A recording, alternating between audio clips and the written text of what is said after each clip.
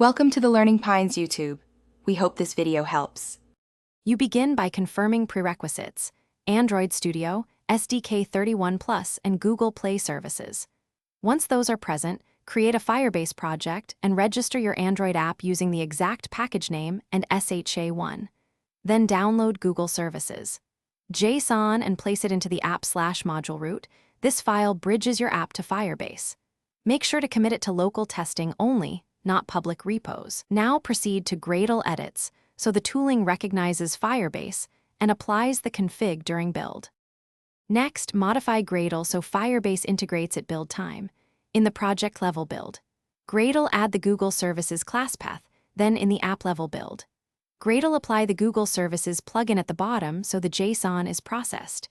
Use the Firebase BOM to align versions, then include the specific artifacts you need, for example Firebase Auth or Firestore.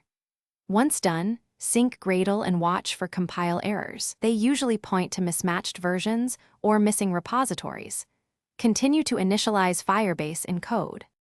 Finally, initialize and verify functionality. In your application or main activity, you can call Firebase app. Initialize app context, though automatic initialization usually occurs from Google services. Run the app on device or emulator, perform auth or read/write operations, and monitor Logcat plus the Firebase console for events. If things go wrong, make sure the package name and SHA1 match Firebase, Google services. JSON sits in app/ and Android. Permission: Internet is declared.